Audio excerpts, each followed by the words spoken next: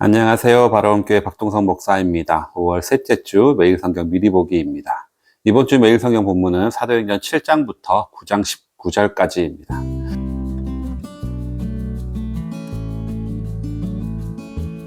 사도행전 7장은 스데반의 설교와 순교입니다. 사도행전 8장은 사마리아에서 복음이 전해지는 내용이고요. 9장은 19절까지인데 사도 바울의 회심 이야기가 기록되어 있습니다. 그러면 조금 더 자세히 살펴보겠습니다. 사도행전 7장은 초대교회 최초의 순교자인 스데반의 마지막 설교와 순교가 기록되어 있습니다. 1절부터 53절은 스데반의 설교, 그리고 54절부터 60절은 스데반의 순교입니다.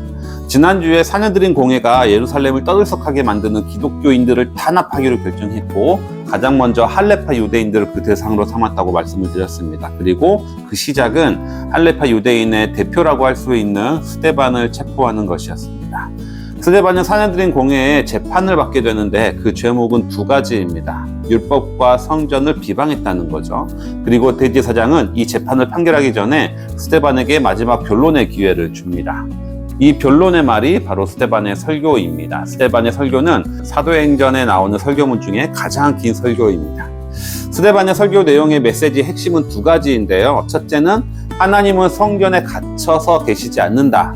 그리고 둘째는 예수를 죽이고 율법을 어긴 것에 대해서 회개하라. 이 두 가지 내용입니다.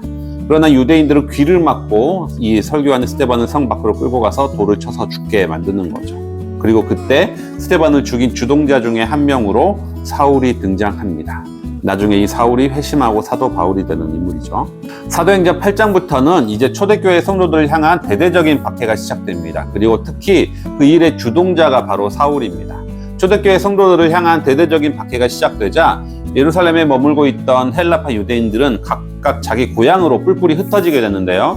여기서 놀라운 것은 이들이 흩어지는 것이 초기 기독교 운동이 끝나는 것이 아니라는 겁니다. 이들이 고향으로 돌아가는 길에서 복음을 전하기 시작했고, 오히려 예루살렘에만 머물러 있던 복음이 주변 이방 나라까지 퍼지게 되는 결과를 갖게 만들게 됩니다.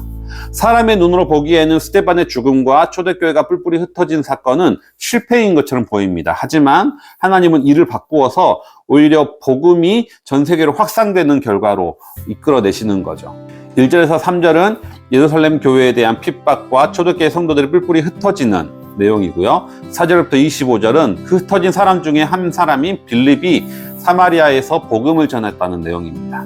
그리고 26절부터 40절은 빌립이 에디오피아 내시를 전도한 사건이 기록되어 있습니다. 빌립의 사마리아 전도는 두 단계를 걸쳐 진행되는데요. 첫 번째는 빌립이 사마리아에서 전도를 해서 많은 이들이 믿고 세례를 받게 됩니다. 그리고 그 사실이 예루살렘에 보고가 되자 두 번째로 베드로와 요한이 사마리아로 와서 사마리아 성도들에게 안수를 하게 되고 그때 성령이 임하게 됩니다. 유대인과 사마리아인은 사실 서로 상종도 안 하는 원수지간이었지만 예수 그리스도의 복음 안에서 거리낌 없이 하나가 되는 모습을 우리는 볼 수 있게 되는 거죠. 그리고 그 사이에 마술사였던 시몬이 빌립을 통해서 예수를 믿고 세례를 받았음에도 불구하고 사도들에게 성령의 권능을 돈 주고 구매하려는 시도를 하는 것을 또 볼 수가 있습니다. 여기서 시몬의 믿음이 진짜인지 가짜인지에 대한 생각은 아마 각자 다를 수가 있겠습니다. 다만 우리가 예수를 믿고 복음 안에 들었다고 해서 우리의 생활 습관이나 옛 모습이 저절로 바뀌지 않는다는 것을 우리는 알 수 있게 됩니다.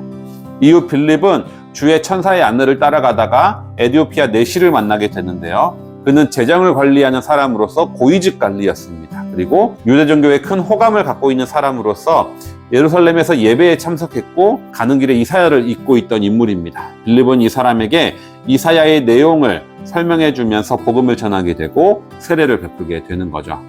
에디오피아 내시는 율법에 의하면 이방인일 뿐만 아니라 또 여호와의 총회에 들어갈 수 없는 사람입니다.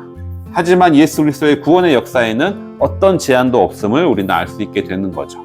그럼 이제 사도행전 전반부의 가장 하이라이트라고 할 수 있는 사울의 회심 장면이 기록된 9장으로 넘어가 보도록 하겠습니다. 이번째 본문은 사도행전 9장 19절까지인데요. 9장 1절부터 19절까지의 내용은 사울의 회심입니다. 스데반의 순교로부터 시작된 초대교회 성도들을 향한 핍박에 가장 앞장선 인물이 사울이었는데요.